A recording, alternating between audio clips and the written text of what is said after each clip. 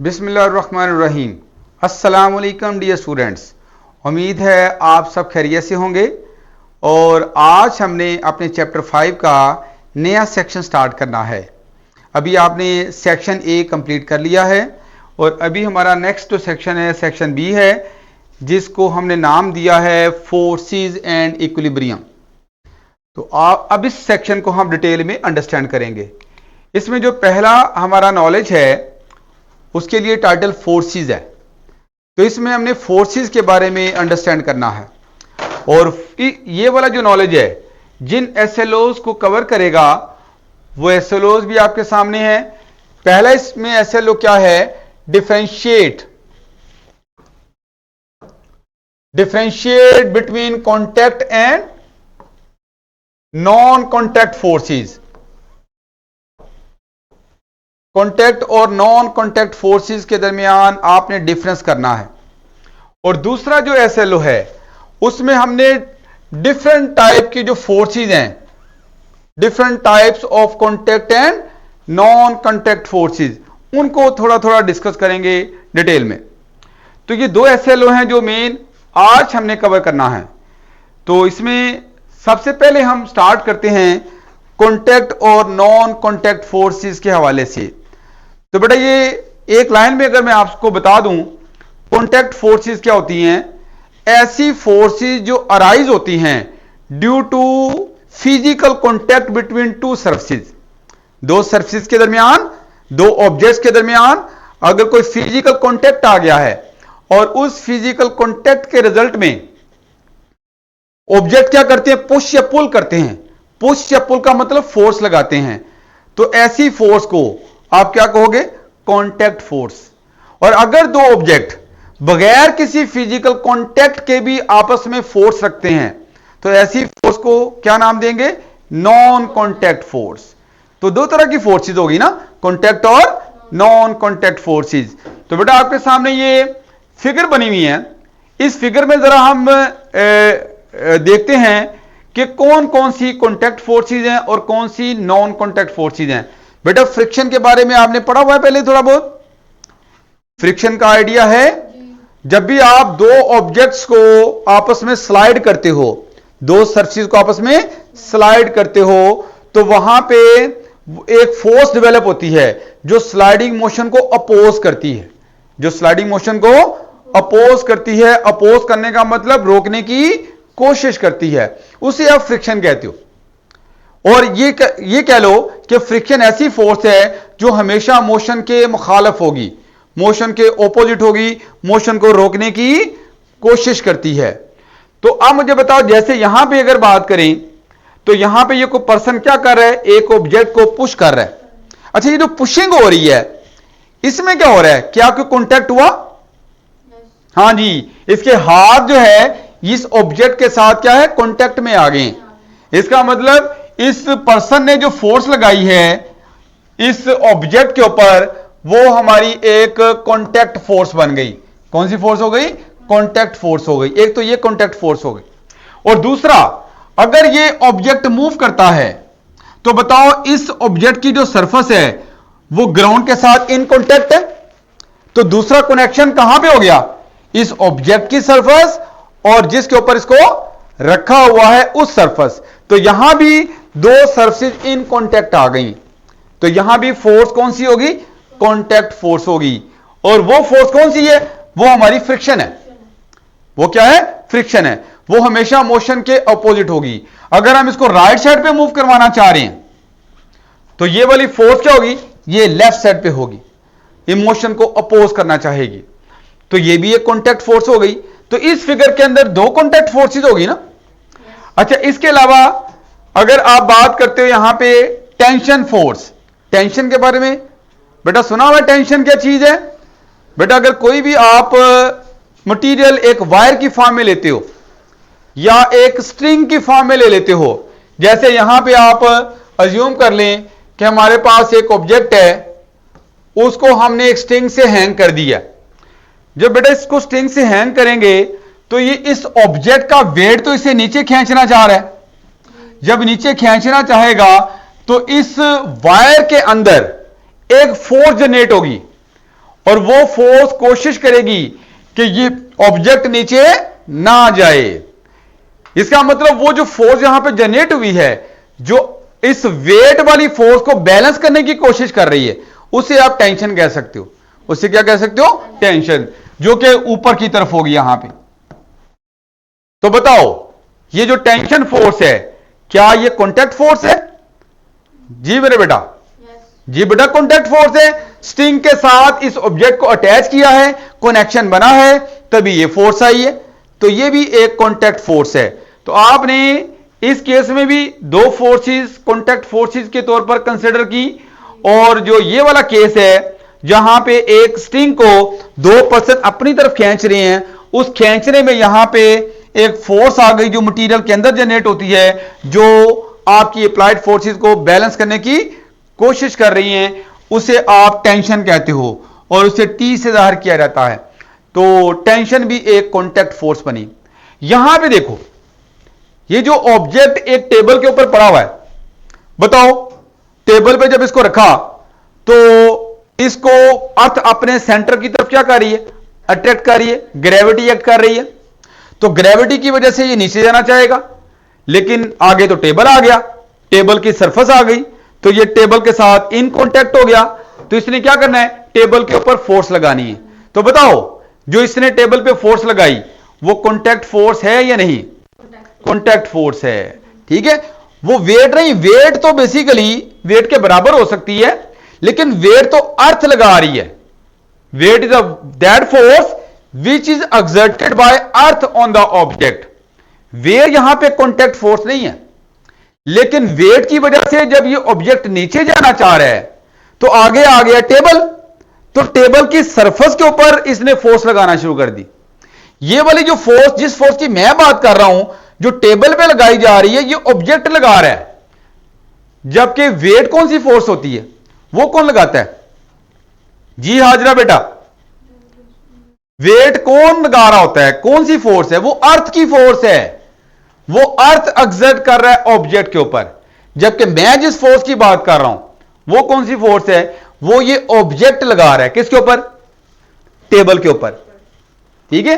तो वो भी एक कॉन्टैक्ट फोर्स है। अच्छा, टेबल भी इसके ऊपर की तरफ फोर्स लगाएगा। जाहिर है दो सरफेस जब इन कॉन्टैक्ट आती हैं तो दोनों फोर्सेस लगाती हैं। तो यहां पे ये टेबल जो है ये ऊपर की तरफ फोर्स लगा रहा है, जो बिल्कुल टेबल की सरफेस के ऊपर परपेंडिकुलर है।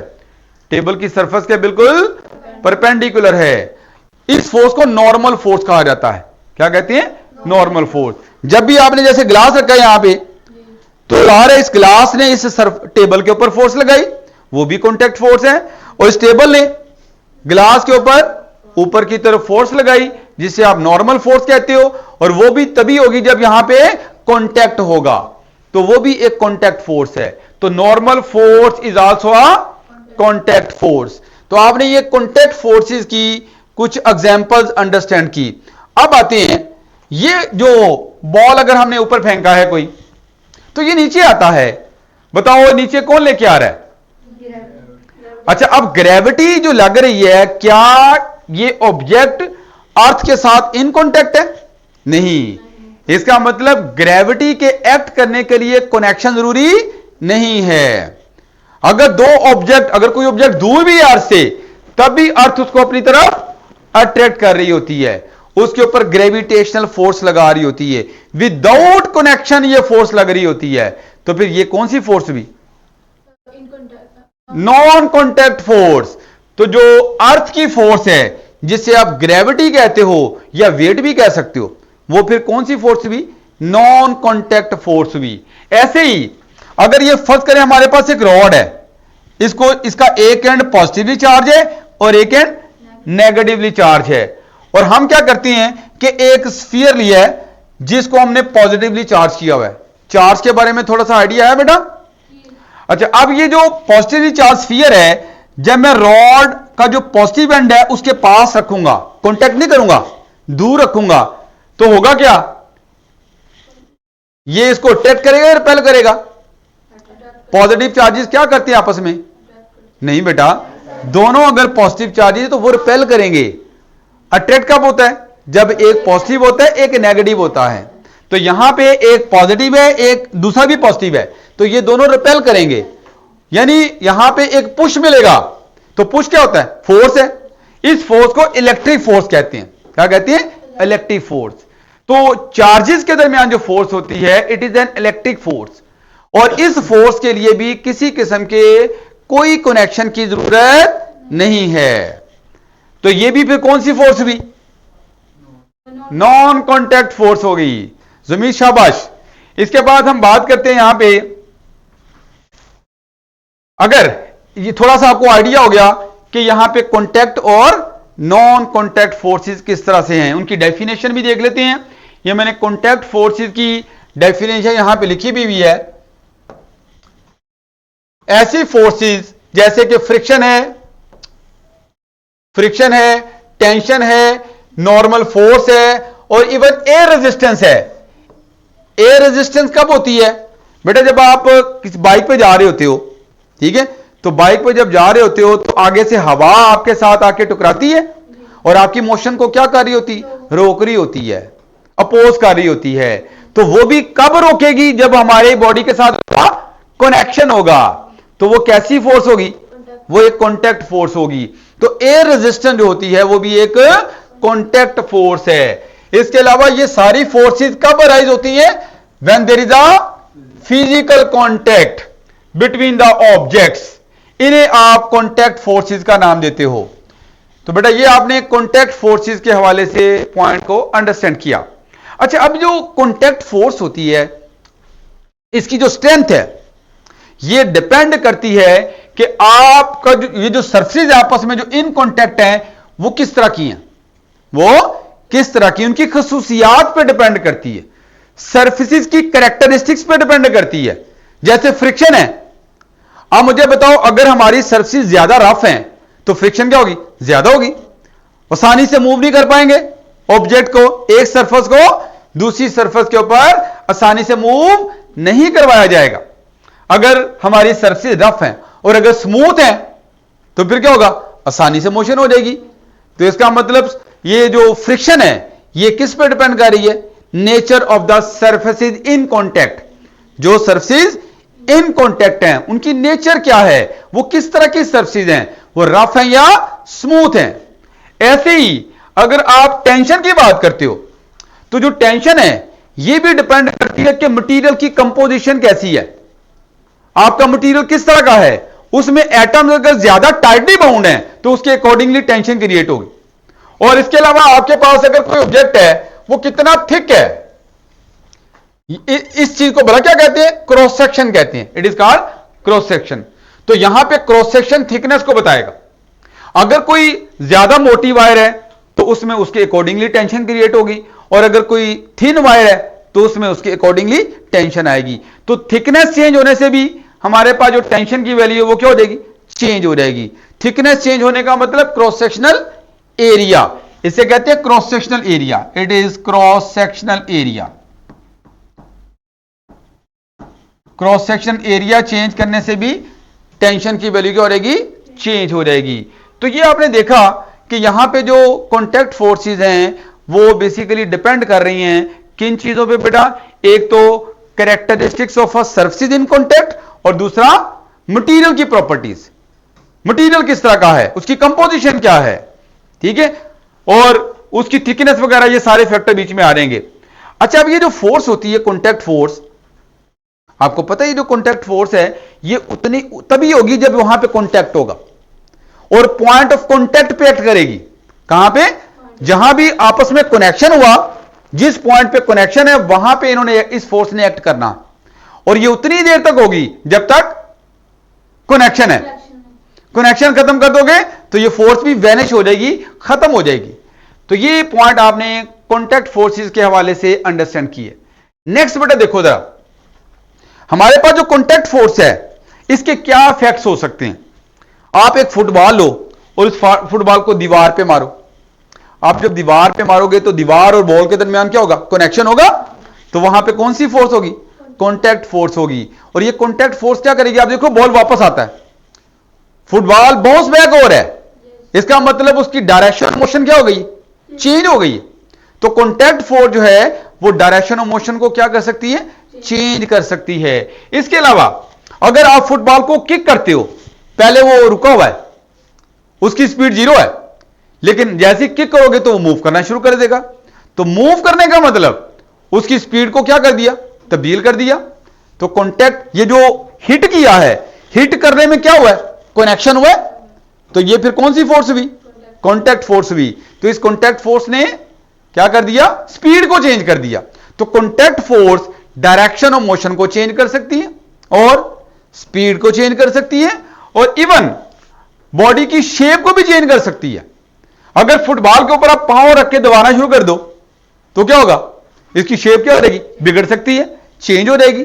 तो contact force can change the direction, can change the speed, can change the shape, shape को भी चेंज कर सकती है। तो ये डिफरेंट इफेक्ट्स हैं किसके, कॉन्टैक्ट फोर्स के। अब आते हैं यहां पे नॉन कॉन्टैक्ट फोर्स। अभी मैंने आपको नॉन कॉन्टैक्ट फोर्स का थोड़ा सा आइडिया दिया कि ऐसी फोर्स जो बगैर किसी कॉन्टैक्ट के एक्ट करे, किसी डिस्टेंस के ऊपर अगर ऑब्जेक्ट है तब भी एक्ट करे, तो इसे क्या कहते हैं, नॉन कॉन्टैक्ट फोर्स कहते हैं। और उसकी एग्जांपल्स भी मैंने आपको दे दी। वो एग्जांपल्स क्या हैं, एक हमारे पास यहां पे ग्रेविटेशनल फोर्स है, एक हमारे पास इलेक्ट्रोस्टैटिक फोर्स है।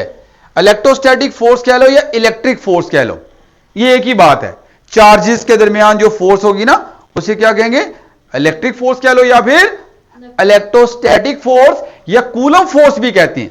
क्या कहते हैं, कूलम फोर्स भी कहा जाता है। खैर, इसके अलावा मैग्नेटिक फोर्स है, फिर हमारे पास न्यूक्लियर फोर्स है। 4 फोर्स ही लिखी हुई हैं। ये चारों की चारों जो है ये नॉन कॉन्टैक्ट फोर्सेस हैं। ये एक डिस्टेंस के ऊपर होते हुए भी एक्ट कर रही होती हैं। ग्रेविटेशनल फोर्स की एग्जांपल तो मैंने भी आपको दे भी दी, ठीक है। किसी भी ऑब्जेक्ट को यहां पे रख दो, अब इसका अर्थ के साथ तो कोई कनेक्शन नहीं है, लेकिन फिर भी वो जो फोर्स ऑफ ग्रेविटी है वो ऑब्जेक्ट पे एक्ट कर रही होती है। अच्छा, ये आपने कॉन्टैक्ट फोर्स के हवाले से, नॉन कॉन्टैक्ट फोर्स के हवाले से डिस्कशन की। और ये भी किस पे डिपेंड करेगी, ये भी डिपेंड करेगी एक तो ऑब्जेक्ट की प्रॉपर्टीज। ऑब्जेक्ट की प्रॉपर्टीज से मतलब क्या है कि उनकी मास क्या है, उनका चार्ज क्या है, और दूसरा उनके दरमियान डिस्टेंस, उनके बिटवीन डिस्टेंस, डिस्टेंस क्या है। ये 2 तरह के फैक्टर आ गए, ऑब्जेक्ट प्रॉपर्टीज और डिस्टेंस।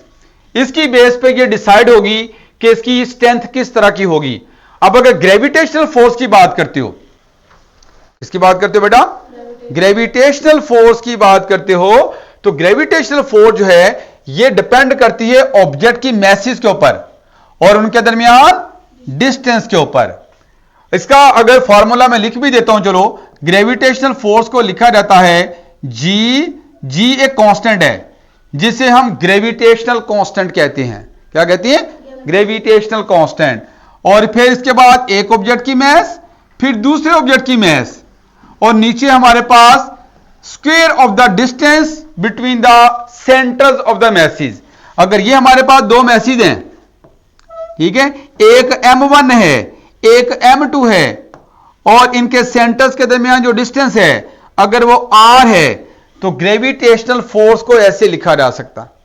ये फॉर्मूला अभी आपने पढ़ा नहीं है, आपके लेवल पे है नहीं, तो आप इसको भी याद कर लोगे। Gm1 याद ना भी करो, कम से कम आपको आइडिया हो गया कि यहां से देख सकते हो ग्रेविटेशनल फोर्स किन फैक्टर्स पे डिपेंड कर रही है।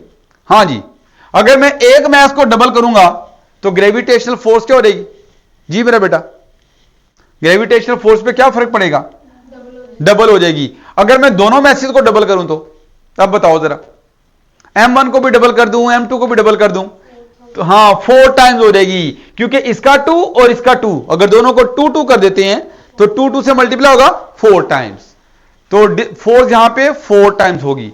अच्छा, डिस्टेंस को अगर आप डबल करो तो फिर क्या होगा, चलो इसको आगे जाके हमने ग्रेविटेशनल फोर्स का भी आप आगे डिटेल टॉपिक है उसमें अंडरस्टैंड कर लेंगे। अब आते हैं नेक्स्ट पॉइंट, जो इलेक्ट्रोस्टैटिक फोर्स है ये भी एक तो चार्जेस पे डिपेंड करेगी, जो ऑब्जेक्ट हैं जिनके दरमियान ये फोर्स है उनका चार्ज क्या है, और दूसरा डिस्टेंस, दूसरा क्या है, डिस्टेंस। इसका भी फॉर्मूला है इसका फॉर्मूला अगर लिखें तो ये हमारे पास के, आपके लेवल पे ये फॉर्मूले नहीं है, ये मैं एहतियातन आपको लिखवा रहा हूं, के Q1 Q2 over are square. के यहां पे कांस्टेंट है, इसे कूलम कांस्टेंट कहते हैं। कूलम एक साइंटिस्ट था, उसने इस इलेक्ट्रिक फोर्स को या इलेक्ट्रोस्टैटिक फोर्स को मालूम करने का फार्मूला दिया। क्या दिया बेटा? फार्मूला दिया, जो कि मैंने यहां पे लिख दिया है। Q1 Q2 हमारे पास चार्जेस हैं जिनके दरमियान ये फोर्स है। तो यहां भी अगर एक चार्ज को डबल करेंगे तो फोर्स क्या हो जाएगी? डबल हो जाएगी। और दोनों चार्ज को डबल करेंगे तो 4 टाइम्स हो जाएगी। तो उसी तरह की सिमिलैरिटी है, ग्रेविटेशनल फोर्स और इलेक्ट्रिक फोर्स दोनों में क्या नजर आ रही है? कुछ सिमिलैरिटी नजर आ रही है। अब तीसरी जो फोर्स है न्यूक्लियर फोर्स। बेटा ये न्यूक्लियर फोर्स कौन सी होती है? ये न्यूक्लियस के अंदर होती है। प्रोटॉन, आपने एटम पढ़े? एटम का सेंट्रल पार्ट कौन सा होता है? न्यूक्लियस होता है बेटा। अच्छा, अब ये जो न्यूक्लियस है, ये इस न्यूक्लियस के अंदर प्रोटॉन और न्यूट्रॉन्स होते हैं। अब प्रोटॉन के ऊपर आपको पता है कौन सा चार्ज होता है? पॉजिटिव। अच्छा, अब एक न्यूक्लियस के अंदर प्रोटॉन भी पड़े हुए हैं और वहां पे न्यूट्रॉन भी है। तो आप मुझे बताओ, प्रोटॉन तो एक दूसरे को क्या करते हैं? दोनों पॉजिटिव चार्जेस हैं, रिपेल करेंगे, एक दूसरे से दूर जाना चाहेंगे, ठीक है। लेकिन वहां पे नेचर ने एक फोर्स डेवलप की हुई है, that is strong nuclear force. उसे क्या कहते हैं? Strong nuclear force.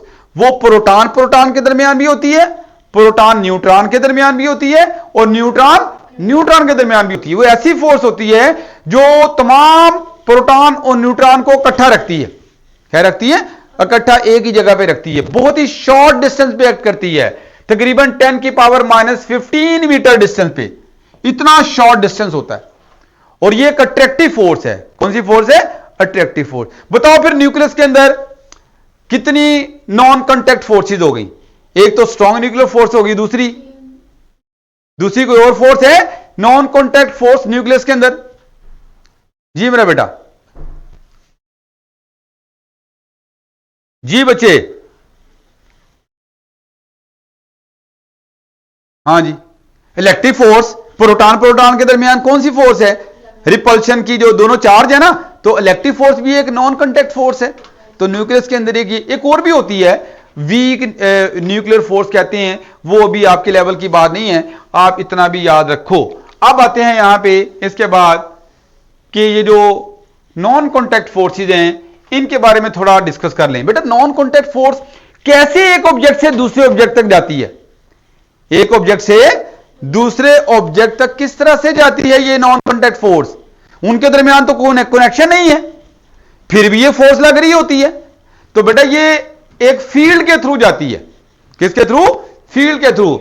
हमने लास्ट टाइम बात की थी, अगर मैसेज की फॉर्म में बात करें, हर मैस अपने अराउंड क्या करती है? एक फील्ड जनरेट करती है। उस फील्ड को क्या कहते हैं? लास्ट टॉपिक पिछले चैप्टर का जो हमने पढ़ा था, कल ही शायद पढ़ा था, ग्रेविटेशनल फील्ड। तो अगर आपकी दो मैसेज यहां पे पड़ी हुई हैं, तो दोनों ने अपने अराउंड क्या करना है? ग्रेविटेशनल फील्ड जनरेट कर देनी है। और इन दोनों ग्रेविटेशनल फील्ड ने आपस में इंटरैक्ट करना है, इनकी आपस में लड़ाई होनी है। और उस लड़ाई के रिजल्ट में क्या होगा? ये ग्रेविटेशनल फोर्स आ रहेगी। कौन सी फोर्स आ रहेगी? Gravitational force. ऐसी बात बेटा, ऐसी बात किसके बारे में है? इलेक्ट्रिक फोर्स है। अगर दो चार्जेस हैं तो हर चार्ज ने अपने अराउंड क्या करना है? एक फील्ड जनरेट करनी है। और चार्ज जो अपने अराउंड फील्ड जनरेट करता है उसे इलेक्ट्रिक फील्ड कहती हैं। क्या कहती हैं? तो ये दोनों फील्ड आपस में क्या करेंगी? लड़ाई करेंगी। और कौन सी फोर्स आ रहेगी? इलेक्ट्रोस्टैटिक फोर्स आ रहेगी। तो जो नॉन कांटेक्ट फोर्सेज होती हैं, वो किसके थ्रू एक ऑब्जेक्ट से दूसरे ऑब्जेक्ट तक जाती है? फील्ड के थ्रू। किसके थ्रू? फील्ड के थ्रू जो है वो एक ऑब्जेक्ट से दूसरे ऑब्जेक्ट तक पहुंचती हैं। यहां पे मुझे बताओ, अब ग्रेविटी कौन सी फोर्स है? ग्रेविटी कांटेक्ट फोर्स है या नॉन कांटेक्ट फोर्स है? जी बेटा, इधर से बताओ आफिया। नॉन कांटेक्ट फोर्स है। और जो इलेक्ट्रिक फोर्स है वो भी एक नॉन कांटेक्ट फोर्स है। अगर हमारे दो मैग्नेट हैं, दूर ही पड़े हुए हैं, तो उनमें पोल होते हैं ना मैग्नेट के अंदर, नॉर्थ पोल और साउथ पोल। अगर ये यहां पे कौन से पोल शो किए हैं? North pole. अगर नॉर्थ पोल के पास नॉर्थ पोल को रखा जाए तो वो आपस में पुल करें, रिपेल करेंगे या अट्रैक्ट करेंगे? रिपेल करेंगे बगैर कॉन्टैक्ट के। तो इसका मतलब इनके दरमियान जो रिपल्शन की फोर्स है उसे मैग्नेटिक फोर्स कहते हैं। क्या कहते हैं? Magnetic force. तो मैग्नेटिक फोर्स भी क्या है? नॉन कॉन्टैक्ट फोर्स है। ऐसे ही ये न्यूक्लियस के अंदर भी मैंने आपको थोड़ा समझा दिया। इसमें ये बताया कि ये जो ब्लू कलर के स्फीयर हैं ये न्यूट्रॉन हैं, और जो पिंक कलर के जो हमारे स्फीयर्स हैं ये प्रोटॉन हैं। और ये एरोज शो किए कि प्रोटॉन प्रोटॉन के दरमियान भी ये फोर्स होती है, और ये न्यूट्रॉन न्यूट्रॉन के दरमियान भी फोर्स है, और इवन प्रोटॉन और न्यूट्रॉन के बिटवीन भी है।